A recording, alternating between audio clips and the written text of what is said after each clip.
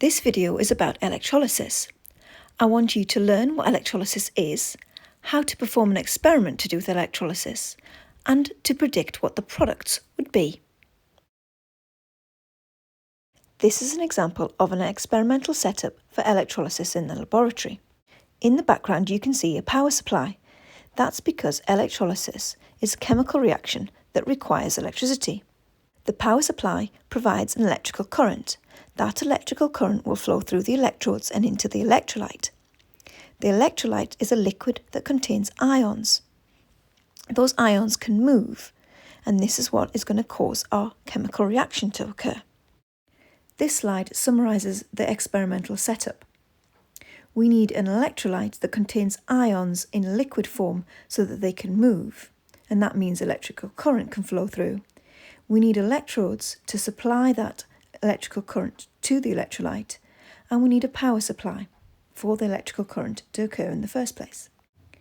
In the simplest form of electrolysis, we'll have a compound that's molten, and that compound would contain a positive metal ion and a negative non-metal ion. During electrolysis, the positive ions will be attracted to the negative electrode, and the negative ions will be attracted to the positive electrode. This photograph shows the experimental setup for the electrolysis of zinc chloride. You can see the Bunsen burner underneath the crucible on the left-hand side. That's because zinc chloride needs to be melted to make sure that the ions are free to move. The clamp stand is holding up the electrodes. They are connected to the power pack via a bulb. It currently isn't lit because the zinc chloride hasn't melted yet. When it does melt, electricity is able to flow, as you can see from the lit bulb. During the electrolysis, the negative chlorine ions will go to the positive electrode, and the positive zinc ions will go to the negative electrode.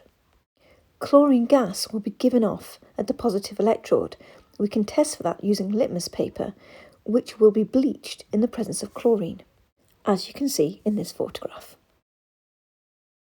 Let's take a look at what happens at the electrodes. That's where the chemical reaction is happening. The positive ions are attracted to the negative electrode. Once there, they gain electrons and become atoms.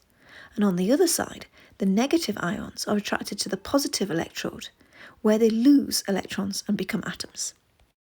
We can write half equations for what happens at each electrode. We show the ions gaining or losing electrons. Be careful of the half equation at the anode. Non-metals usually exist as diatomic molecules. Finally, here are the key questions related to this topic. You need to be able to identify the electrolyte and the electrodes and also give them their names. You need to know which type of ion will go to which electrode, and then you need to be able to write half equations for what happens.